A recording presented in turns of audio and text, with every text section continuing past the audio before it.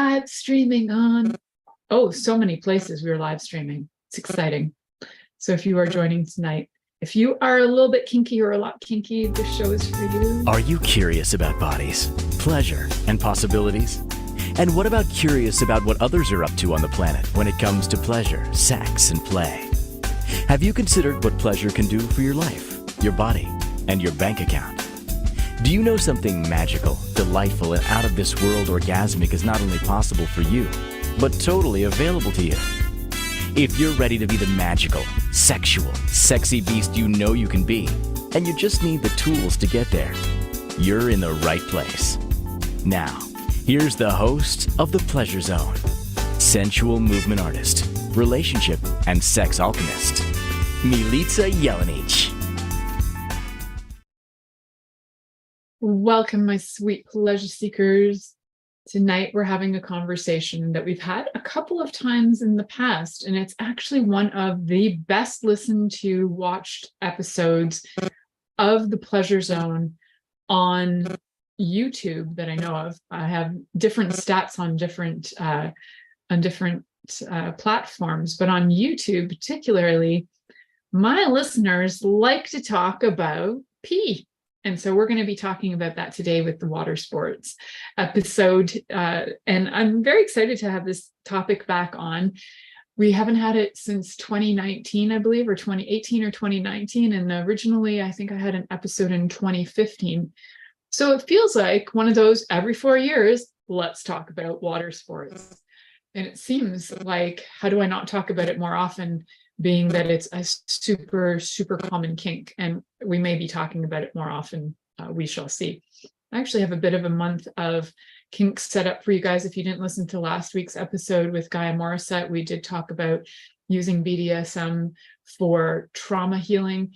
The week before that, we were talking about submission and the beauty, the art, the healing that can take place in submission.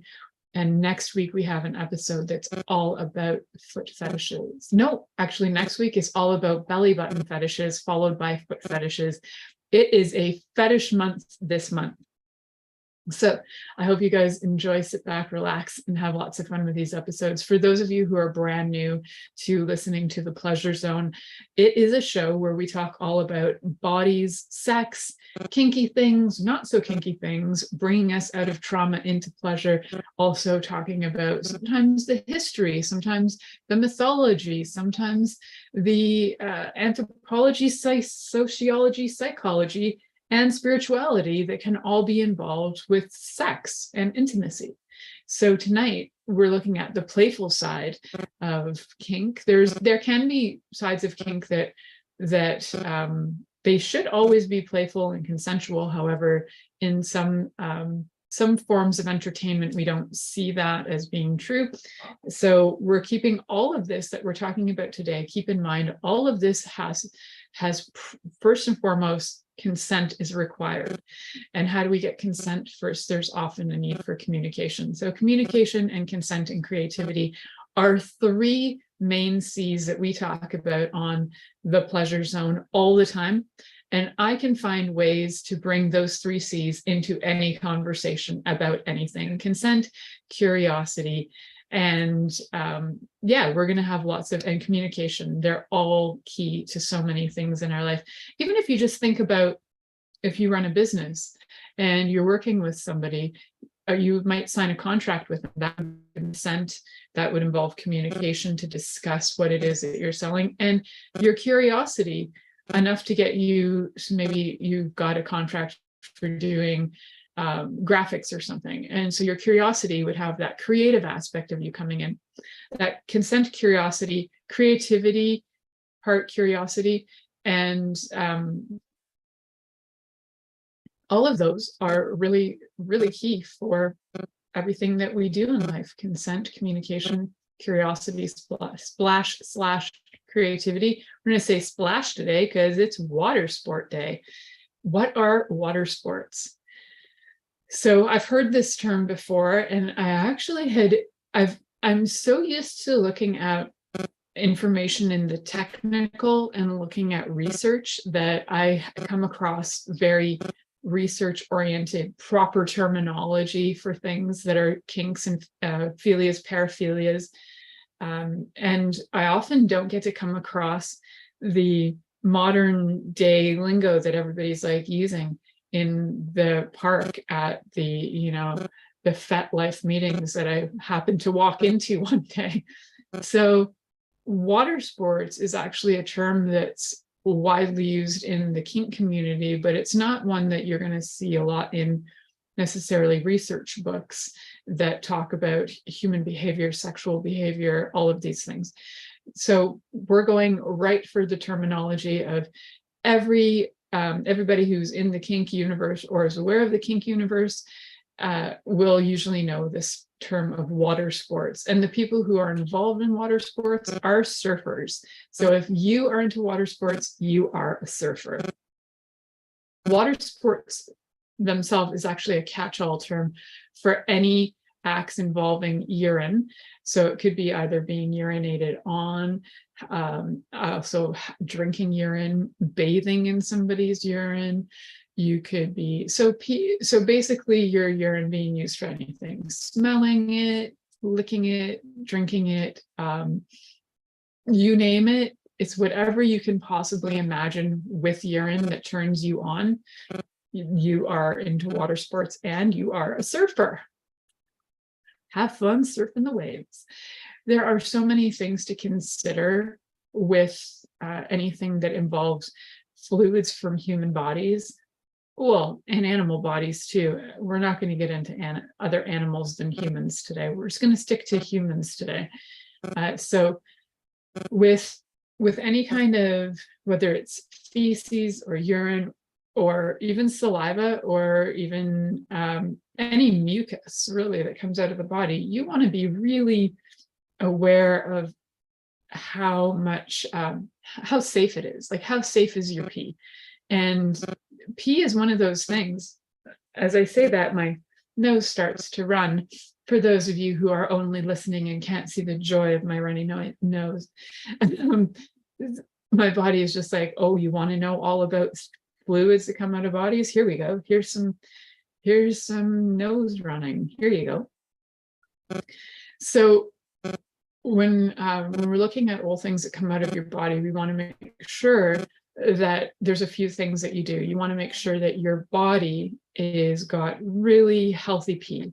So if you have a UTI, or if you have had several UTIs in the past, if you happen to be on a lot of medications that are hormone based, if you happen to be on things that are, killing off an infection currently, if you are medicated on a lot of things, if you happen to I would even take it to the level of if you happen to be medicated on certain medications that can be very like allergenic. For example, I have a sensitivity to Tylenol. If I was to drink somebody's urine who had like several Tylenols a day, I might have, it might affect me, right? So just out of safety purposes, and I know there probably isn't anybody who's sat around and calculated how safe that is. Like if you're allergic to A, B, C, or D and a person eats it and then you go to drink their urine, how safe is it? I would just go with it's probably not that safe. I do know somebody who was allergic to chocolate, and their partner, even if their partner had eaten chocolate and like 6 to 7 hours later had brushed their teeth, had done all these other things, they would still have an anaphylactic reaction to chocolate. So, and they would have the reaction even if they were just kissed on the cheeks. So, if you're having things in your actual body, your body's expelling it, and you happen to come into contact things that you're allergic to, it's something that you should be aware of. It's not written in the common do's and don'ts of anything you're like, involved. Like, I haven't read it in any research. It's my own thing that I think is important. I also know that there are hidden microbes in urine too it's really important to get things checked before you go in. I would hope you wouldn't want to be spreading any illnesses to somebody if they are actually drinking your urine. So for other things, like if you're urinating on somebody's foot or leg, or urinating on their boobs or something like that, shouldn't be an issue unless the person has some kind of is super highly allergic to what's going on in whatever is in your urine. So yeah, keep in mind, urine does let out a lot of things. It lets out, it lets out waste products, but it also can let out a lot of things like sodium as well. So, if it lets out, lots of sodium, it also lets out minerals. So if you're super dehydrated when you're, playing with the kink of your labia, and if you go to drink urine and you're slightly dehydrated, that sodium that's in the person's urine that you're drinking can actually dehydrate you even more. It would be sort of similar to drinking salt water.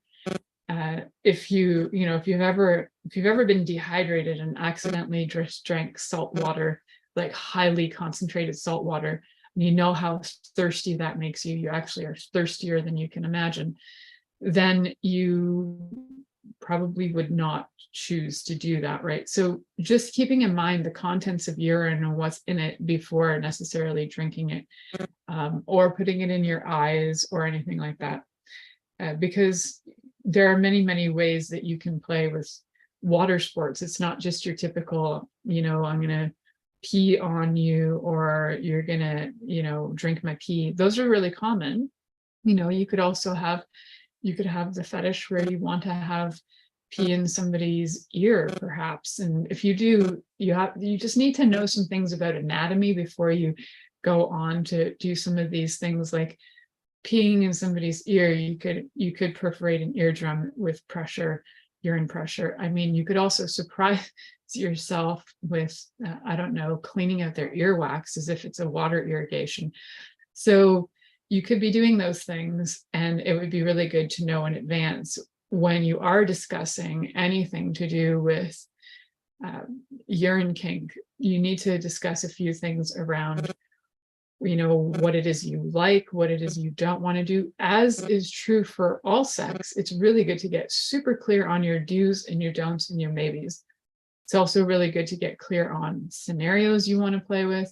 Also, maybe some foods you want to drink beforehand, because let's face it, if you just ate, say, an entire pound of asparagus, and then you went to go have to play with water sports, you might find that if you just ate that asparagus and your partner is, really into water sports, you might turn them right off with the smell of asparagus. But also, that might not be true, right? So for some people, that might be a right turn off, and for other people, that might be a right turn on. So knowing what it is that turns them on is helpful. Some people want a very highly mineralized, high sodium, first pee of the day kind of experience. Others, which actually is a type of therapy. So if you've ever looked up urine therapy, drinking your own urine is a type of therapy. You can do healing of skin conditions like cracks in skin with that, because again, you're putting in minerals into your skin. There are actually healing components to urine that have been used for hundreds and hundreds of years. And at one time, historically, it was actually used to resolve issues of, there was something called, I think it was called quince. It was like a thing where your throat would close down and you would almost become, you would stop breathing, like hyperventilating, but also your throat would shut down.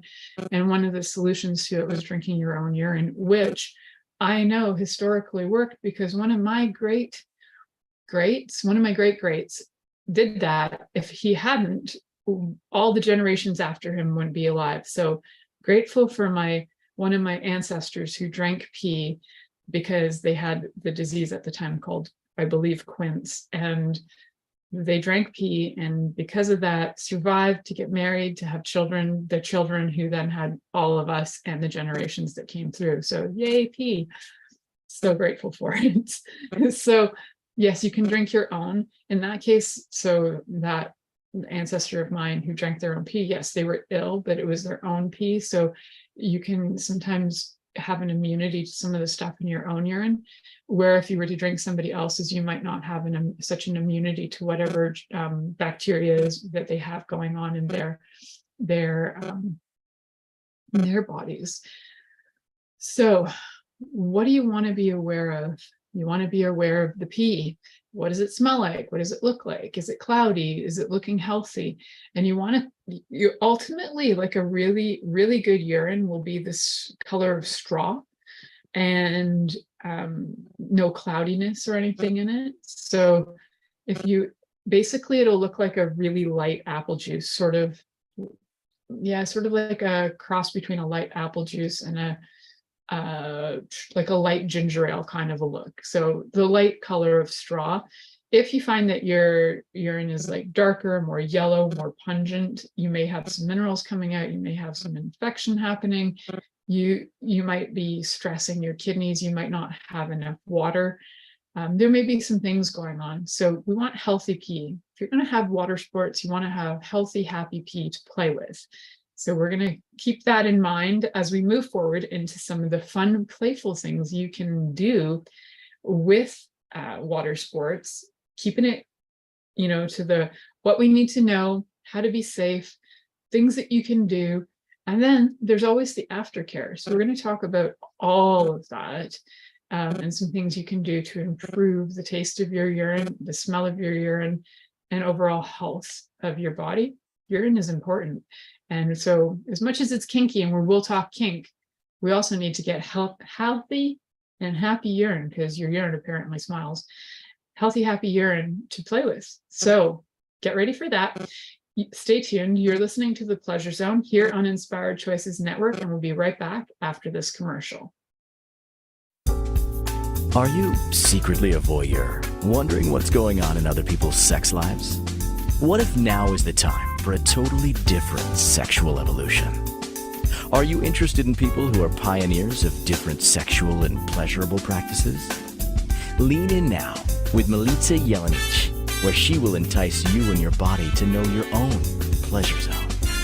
On the Pleasure Zone radio show with sensual movement artist Milica Jelenic, you'll receive tools, inspiration, and a foundation to allow yourself to receive more in your sex life, and quite possibly other areas of your life as well.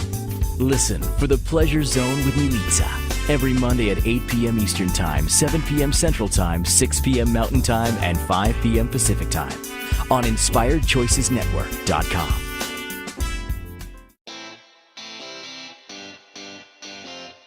Are you a subject matter expert? Are you here to share your expertise with an audience waiting to hear from you in only the way you can deliver? Are you ready to have your voice amplified across the airwaves? Inspired Choices Network has a global radio platform streaming to millions of people across the world. Professionally produced and supported by an accomplished team every step of the way, you can broadcast from anywhere in the world, knowing your voice matters, and we ensure it is delivered with ease and efficiency. Eager to hear your message, the world awaits.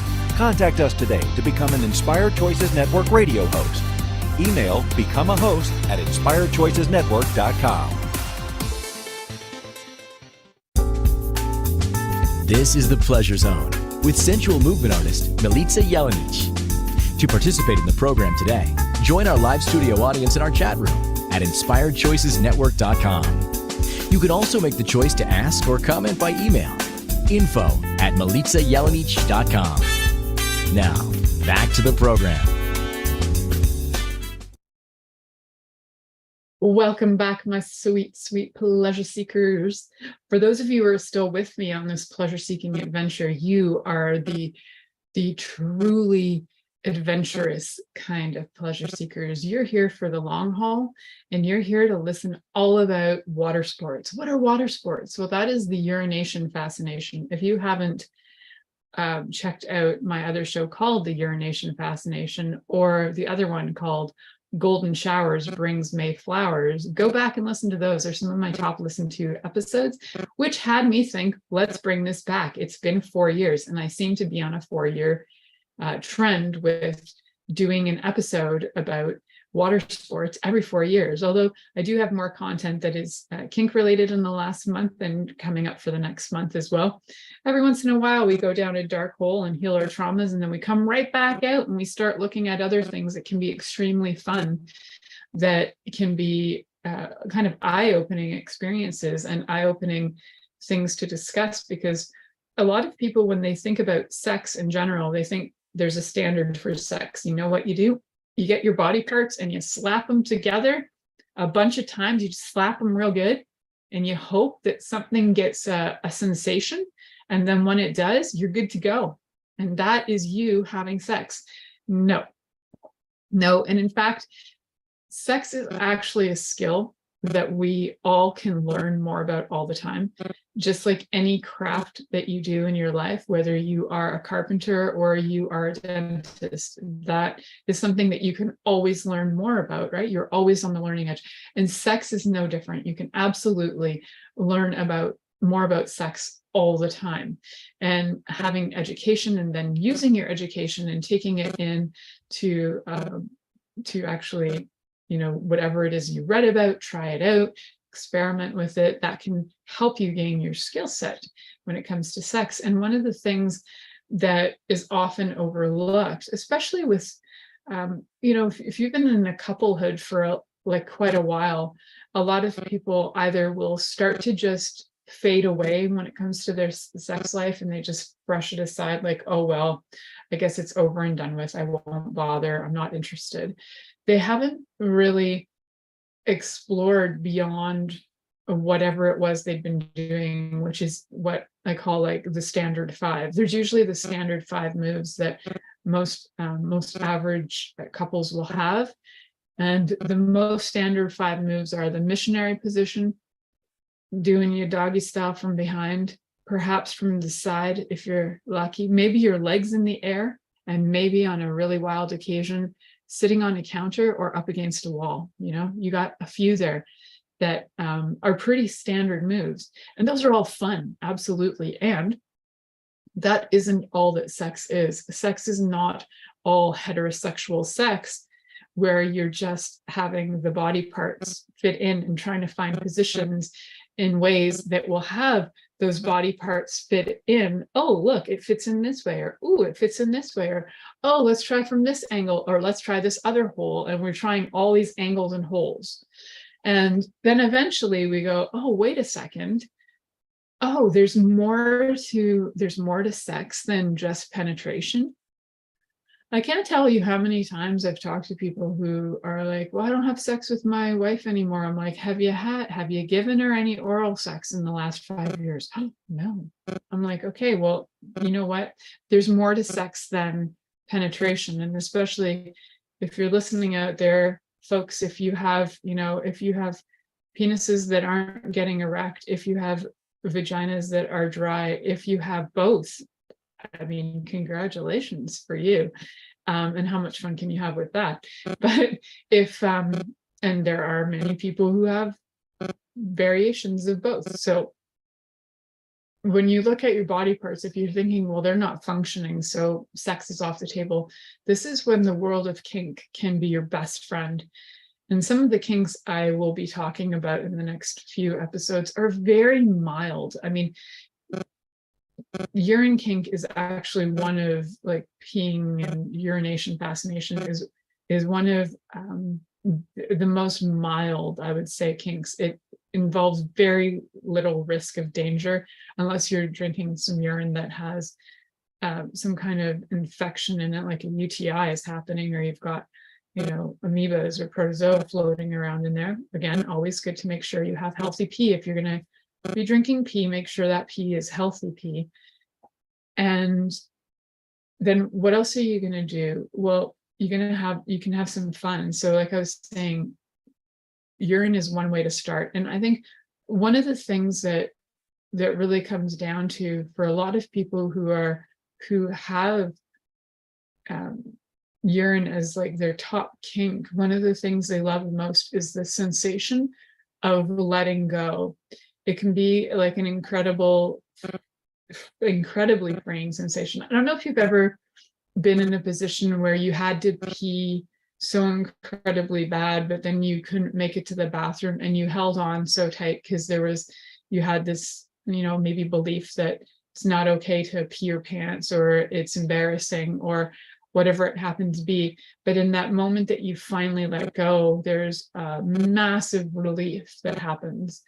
I know that when I was little, I did this a lot when I was little. I had a thing. I just like really had to hold my pee all the time. I did it purposefully. It was a thing that I did on my own. It was like one of those ways that I could prove that I could control something in my life. So, looking back, if we did, Freudian analysis on that, I'm sure Freud would have lots to say. If we did other analysis on it, I'm sure there's lots to say when it comes to holding pee. I know for me what it was I could control that. If nothing else in my life, I could control that. At the time, my parents were going through my parents were separated, going through divorce.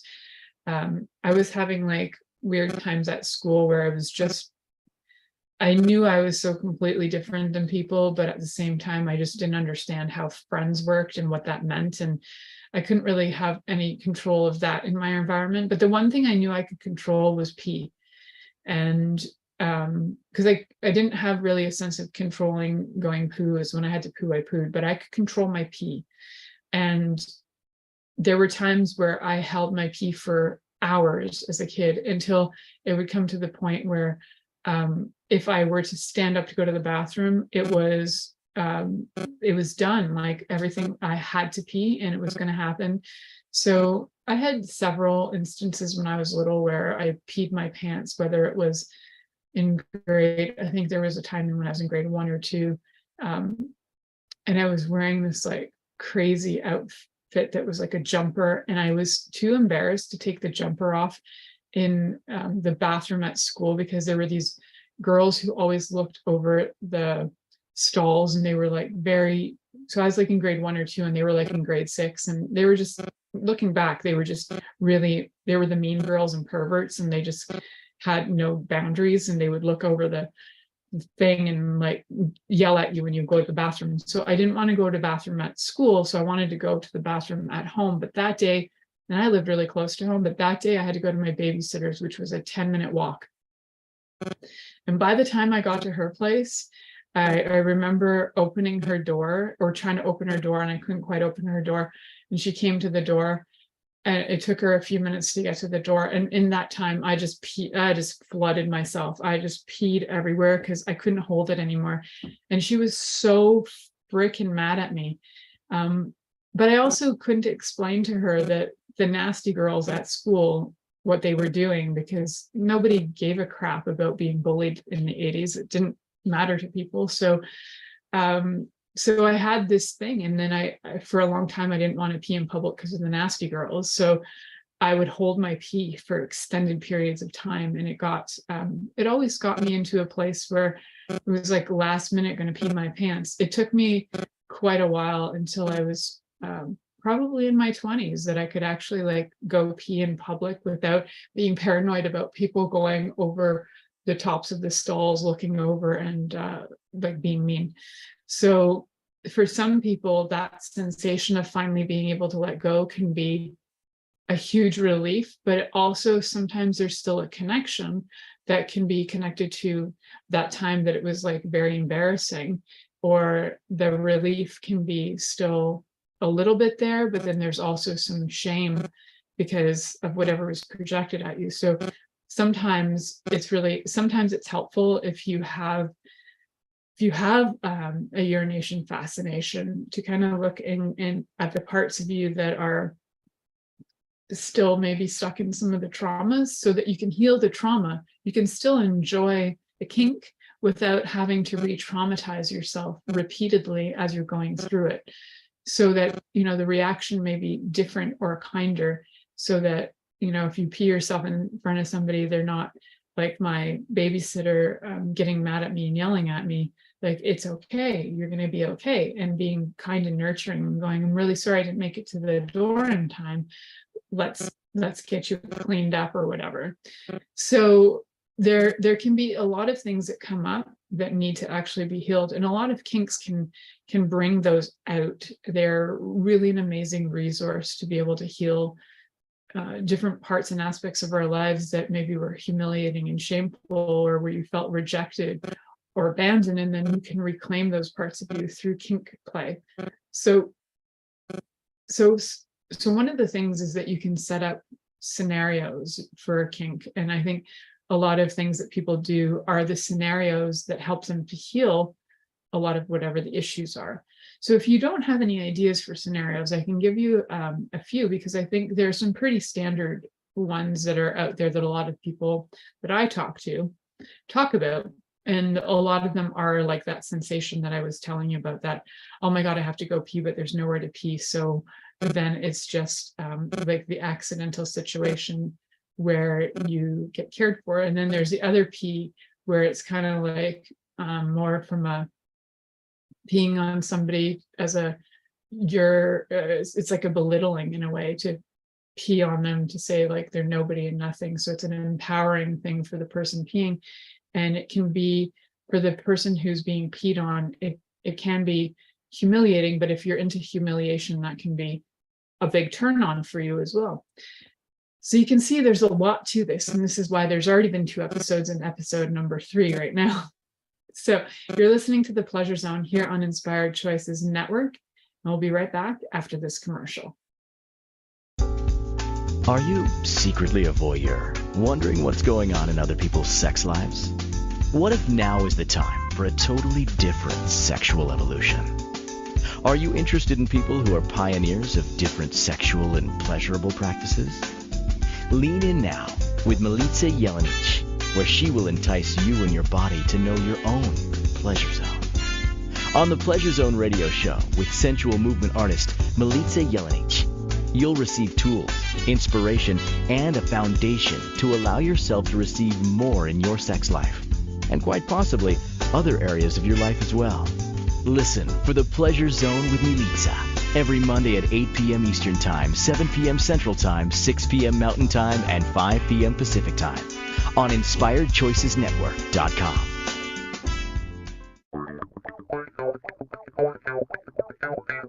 Interested in masturbating for money, copulating for consciousness, and pleasuring on purpose? 21 Days of Sexual Magicism with sensual movement artist Milica Jelenic is an exploration of tools, processes, and actions that you can use to create more for your life, your body, your money inflows, and so much more. Graduated learning for all levels of interest. Learn at your own pace via video classes or join the yearly live class. Take a peek at www.milicajelenic.com.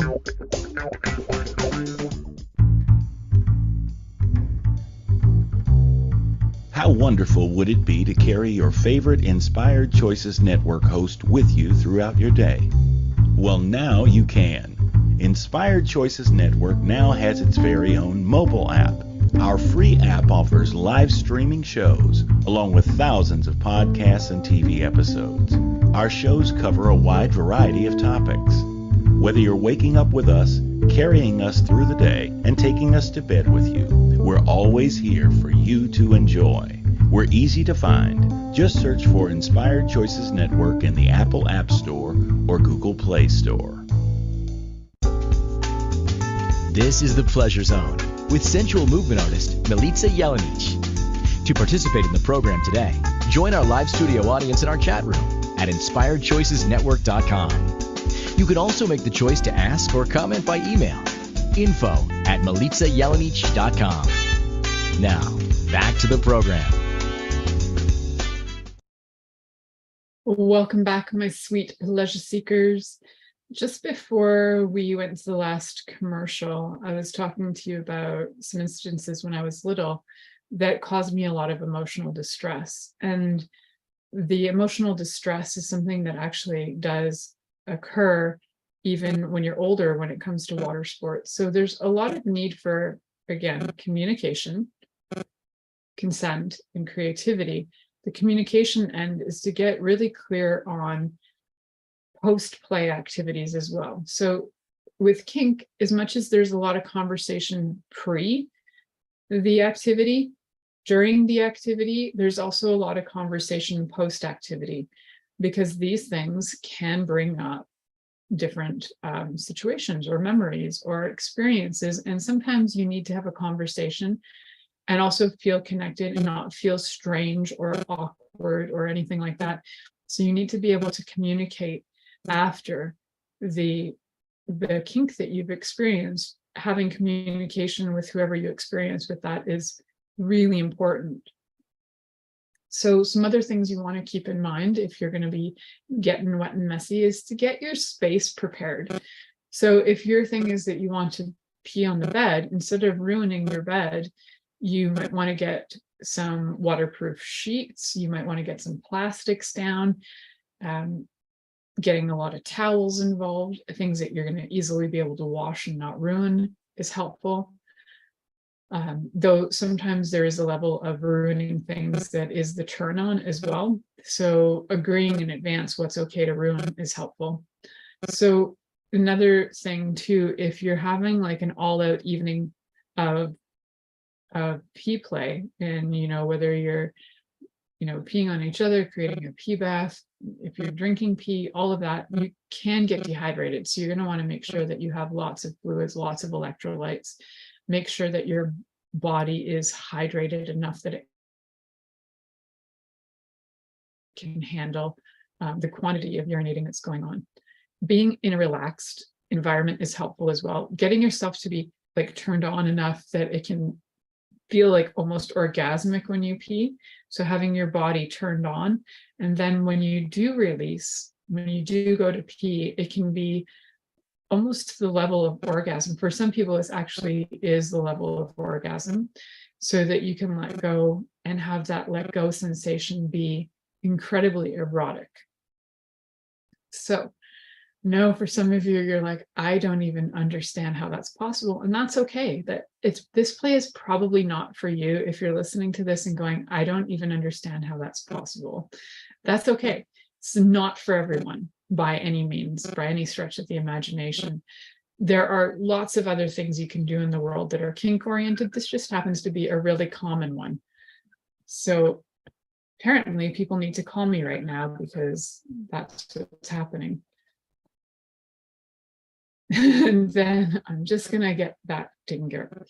All right, so when we have kink play, we want to have a few things, right? We want to have communication, we want to have consent, and we want to have curiosity. So when curiosity comes in with urination, what are some things you would want to try?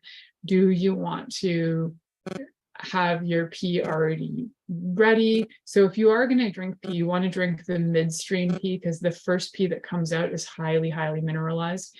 Also, it has the most bacteria in it. So if you go midstream is best. It's kind of like when you give a pee sample, you usually pee midstream, and then you take that to sample because it's more accurate.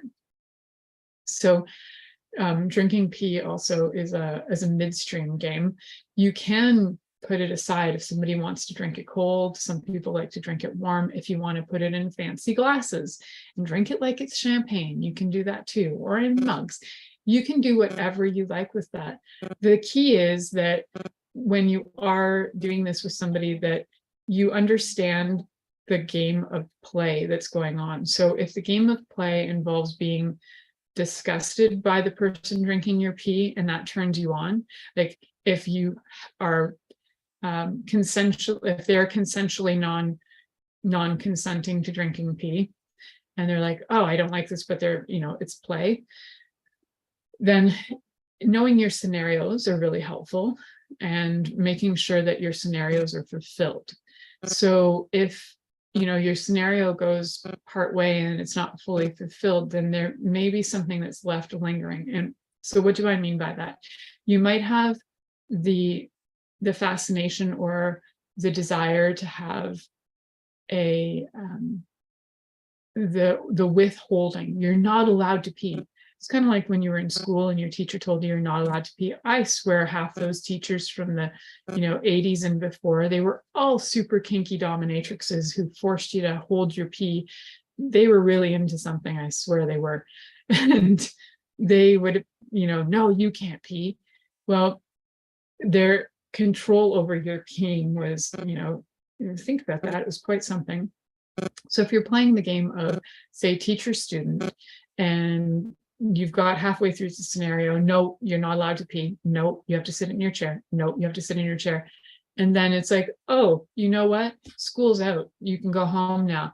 They haven't finished the scenario. So if the scenario needs to finish as the person pees their pants in the classroom, and that's their turn on, and then, put it in their teacher's face or something, cool. If it's to, run out of the classroom and feel empowered that you got to pee, even though your teacher said you couldn't pee, or whatever your scenario is, you need to be able to fulfill the scenario and be able to have a conversation about it afterwards. So when you are having kink play, this is not like a 10-minute adventure. This is something you need to dedicate your time to and do before care, during care, and after care. And so when you're doing your before care, you're having your conversations, you're learning about what your safe words are, you're learning what the scenario is. And then during care is to check in with your partner to see if they're okay, if they have anything to add. If you are the dom, it's to make sure that they're safe. If you're the sub, it's to speak up for yourself if you're not gagged in any situation.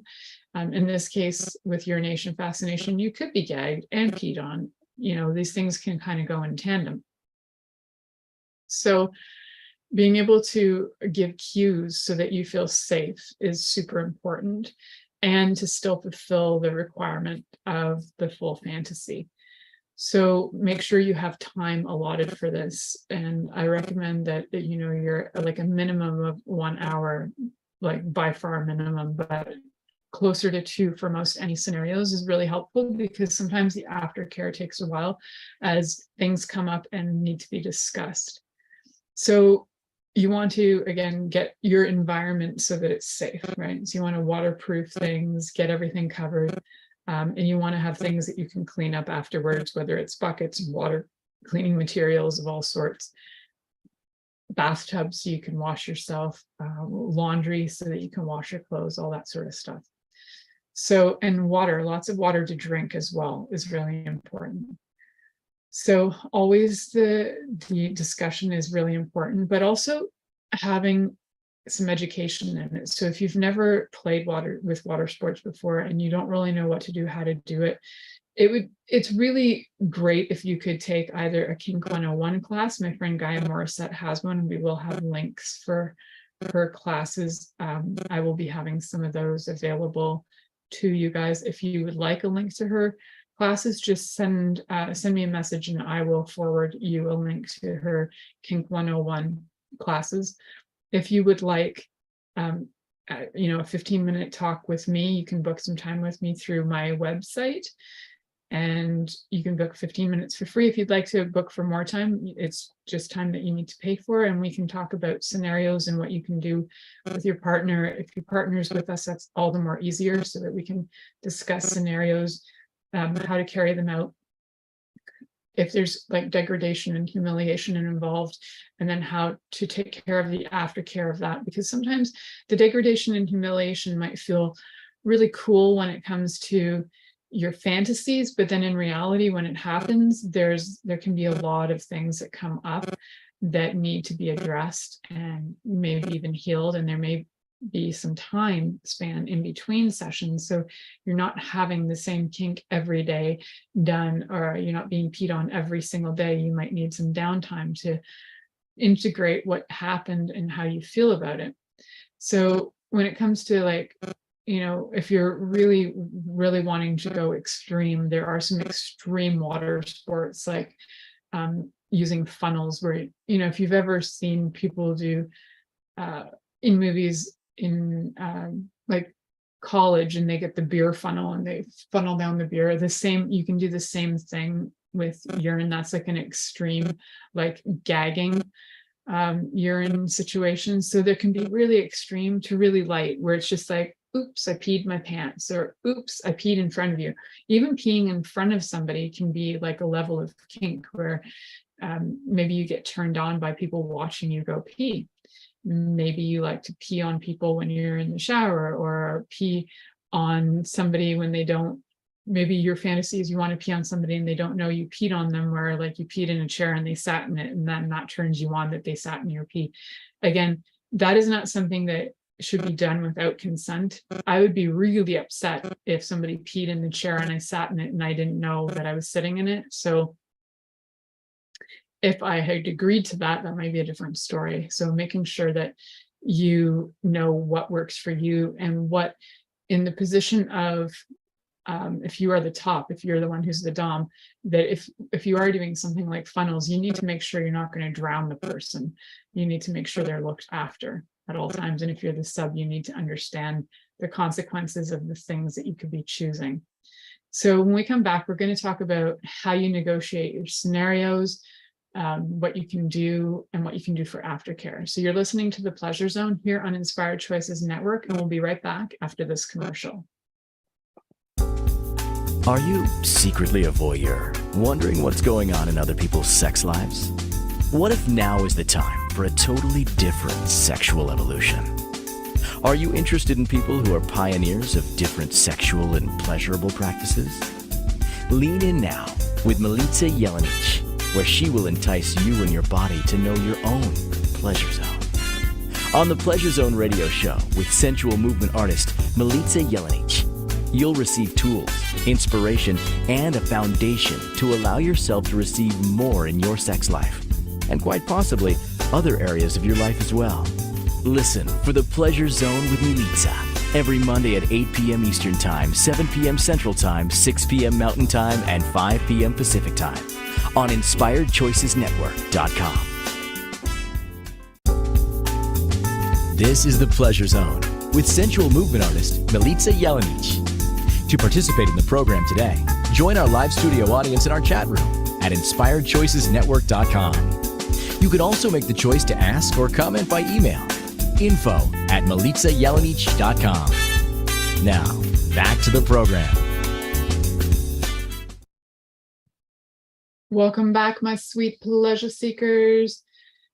If you are just joining the conversation right now, you are in for a big surprise. We are talking about water sports, the kinky kind, where you, as the water sports player, are the surfer, and you could be surfing all kinds of waves. So whether you are into urinating pre-orgasm or post-orgasm, or no orgasm involved, just urination involved, that there are so many variations. And I think there are some things that you really want to have a conversation about before getting into your scene. In some of my other episodes where I talked about urination fascination, I talked about some of the reasons why people really love urologia and why they're into the urologia kink. And one of the reasons is that it's that very intimate connection that you have when you have somebody's body fluids, either that you're drinking them or they're on you. It can be an incredibly intimate experience for the person gifting it and for the person receiving it. So for some people, it's a way to feel a deeper connection to each other. So that's one thing to keep in mind. Like, I'm sure some of you listening are like, why do people do this? Why am I listening to this? Why am I fascinated by it? There's some reasons you probably are fascinated by it. So one of the things you want to be really clear about is what kind of scene do you want to have? Where do you want to do it? Is it in a bathroom? Is it in a bedroom? Is it outside? Is it, I don't recommend doing it in a public place because it can be illegal and you could get arrested. So like peeing on somebody in public, if somebody catches you and they're not sure what you're doing, that can be, you could get arrested for that. So one of the other things, once you've picked your scene, kind of figure out all those things for cleanup that you need around the scene, whether it's, your plastic sheets, your water buckets, all of your cleaning materials. Are you going to be wearing clothes or no clothes? Or peeing in your clothes part of it? Is being naked part of it? Is there bathrooms involved? Which bathrooms are you in? Are you in some like gender neutral bathrooms? Are you in the men's bathroom? Are you in the women's bathroom? Are you in what kind of scenario? So sometimes you can play the scenario out, even though you might not be in public, but you can play it out as if you are in public. So you could pretend you're in a public bathroom, but you're really in your own house, but it's just called playing, right? So it's all about play. So maybe it's in the shower, so having your shower ready. One of the things you want to discuss too, so the people that are involved don't feel neglected or rejected or put aside, is to discuss how fast the cleanup will take place. Are you cleaning up right away? Are you sitting in it for like an hour or 2 hours? Are you waiting for the person to leave before you do cleanup? Who's going to do the cleanup? Is the dom or the sub doing the cleanup? The top or the bottom? Who's doing the cleanup? When are they doing it? How are they doing it? Is that part of the scenario? Is watching the cleanup too, that's also part of the play? And also, figuring out if anybody's drinking the urine, and is the urine clean and safe, and all of that stuff that we talked about earlier. Sometimes there needs to be spectators involved too. So there could be a little bit of voyeurism, exhibitionism happening where you want people to be there. So the idea of like public bathroom can be kind of sexy, or a like public change room can be sexy. But again, it's not that you're doing it in public. Having scenarios that can feel like that can be helpful. So, if you're bringing people into your kink space, you can do that. And are they cleaning up? What are they involved in? Are they, mocking you, or are they cheering you on? Are they there to support the scene, or are they there to try and distract? There's different roles for spectators, and it's always good to be clear on what the spectators are doing, who they are, what their positions are, what their it's basically a play, right? So you need to know what their what their lines are and what they're doing. And then is there any aftercare, and is that something that the conversations, and maybe there's cuddling, or maybe there's just saying you're a good boy or you're a good girl, it's okay, that sort of thing. And is there anything that needs to be done? Does the person need to be wrapped in a blanket and given hot tea, or do they need to be washed, or do you need to be there while they wash themselves? So you can see that there's so many variations of things that can be going on in these scenarios, and the importance of the things, of the conversations, and the importance of the aftercare.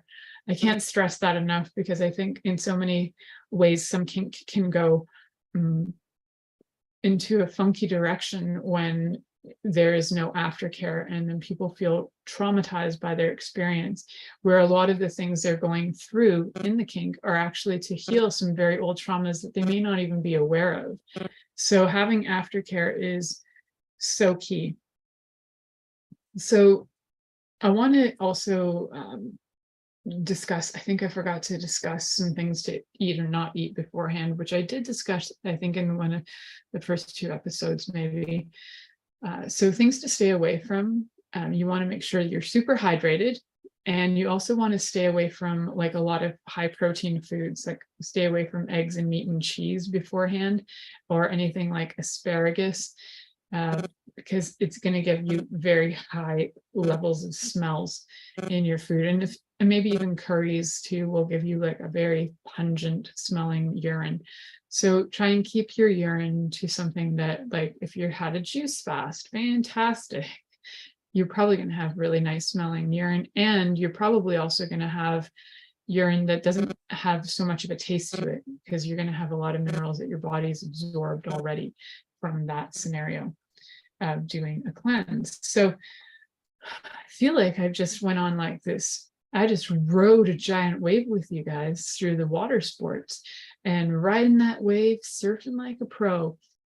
How many of you out there who are listening are really into the kink of water sports? I'd love to hear about it. If you would like to be able to send me an email, feel free to do that. Just find me on my website and shoot me an email and let me know how you feel about water sports, whether it's something you're really have an affront to and you don't understand, but you'd like to know why you don't understand, or would you like to find out why do you love it so much, and like who can you invite into your life to have more play like that, and how do you invite people to have more play like that. The next episode was actually thanks to some listeners who asked me to do an entire show all about belly buttons. So I'm super grateful for that and their suggestion. It's always great to hear from listeners and to have their feedback and to have their great suggestions and ideas for shows and episodes that can help so many of you out there that maybe you didn't know it was okay to have these feelings. So stay tuned in. Thank you for listening to The Pleasure Zone with sensual movement artist Milica Jelenic. The Pleasure Zone returns next Monday at 8 p.m. Eastern, 7 p.m. Central, 6 p.m. Mountain, and 5 p.m. Pacific on InspiredChoicesNetwork.com. We hope you'll join us. Until then, have the best week of your life by choosing to be turned on and tuned in.